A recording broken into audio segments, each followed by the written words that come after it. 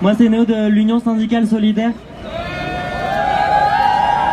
Parce que oui, les syndicats aussi sont présents pour défendre les droits des personnes trans et pour notre émancipation. Aujourd'hui, qu'est-ce qu'on observe? On a des partis politiques, LR, RN, Reconquête en tête, des médias d'extrême droite, des maisons d'édition, des députés, des sénatrices. Les attaques envers les personnes trans explosent de toutes parts ces derniers temps. Stern et Moutot publient leurs livres aux éditions d'extrême droite Magnus. Et dans le même temps, la sénatrice LR Jacqueline Eustache Brignot lance l'offensive anti-trans au Sénat en voulant interdire la transition des personnes mineures. Cette réaction n'est que le signe que les personnes trans et le transféminisme les dérangent. Nous les dérangeons, les réactionnaires prennent peur et s'organisent pour conserver leur idéal patriarcal d'une société fondée sur la famille nucléaire hétérosexuelle et des personnes exploitées et dominées. Ces dernières années, les attaques à l'encontre des mouvements LGBTQI+, et notamment envers les personnes trans, se sont multipliées. Appel à la fin des subventions du planning familial, attaque des manifestations féministes et LGBTQI, notamment par des groupes d'extrême droite, attaque des centres LGBTQI, agressions physiques, campagne de harcèlement envers des militants et militantes, infiltration d'associations trans par des médias d'extrême droite, et la liste est encore trop longue. Les forces réactionnaires cherchent à diviser les opprimés en créant sans cesse de nouveaux boucs émissaires. Et face à leur haine, la solidarité est notre force. Aujourd'hui, les personnes trans rencontrent de nombreuses difficultés pour accéder à l'emploi, subissent de nombreuses discriminations sur leur lieu de travail, sont contraintes de vivre de l'économie informelle et notamment les personnes trans féminines et sans-papiers qui exercent en dehors du droit du travail. Selon une étude récente réalisée par l'IFOP et l'association Autre Cercle, on a 37% des personnes trans interrogées qui ont dit avoir subi une agression sur leur lieu de travail.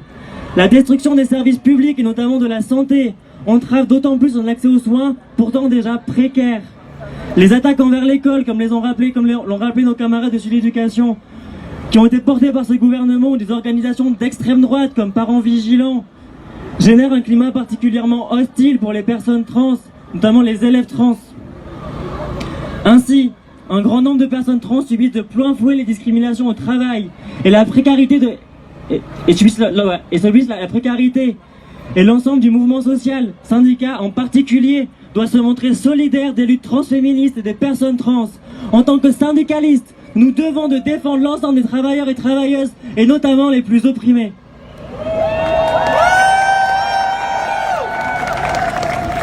C'est pour toutes ces raisons que l'Union syndicale solidaire a appelé aujourd'hui l'ensemble de ces structures partout en France à se rapprocher des associations trans et LGBTQI et à participer aux mobilisations prévues aujourd'hui et aux mobilisations à venir.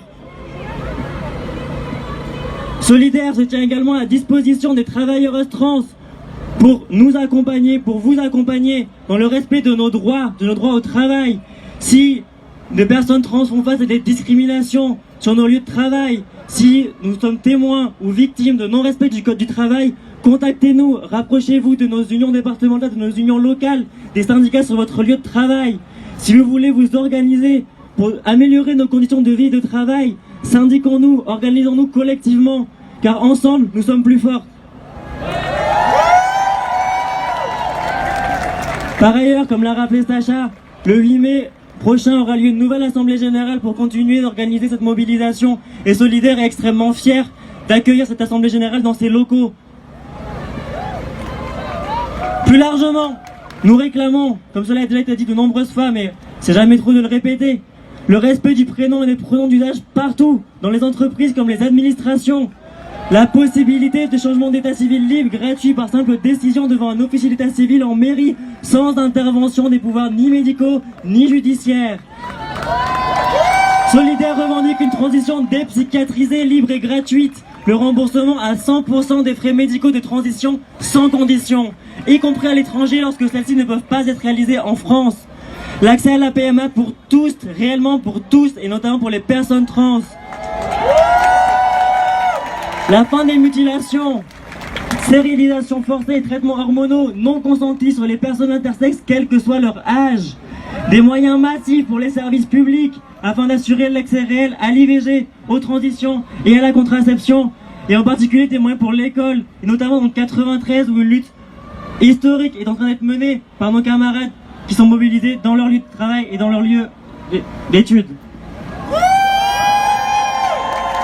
Enfin, on veut une réelle formation des travailleuses de l'éducation, de la santé, des collectivités territoriales pour un meilleur accueil des personnes trans.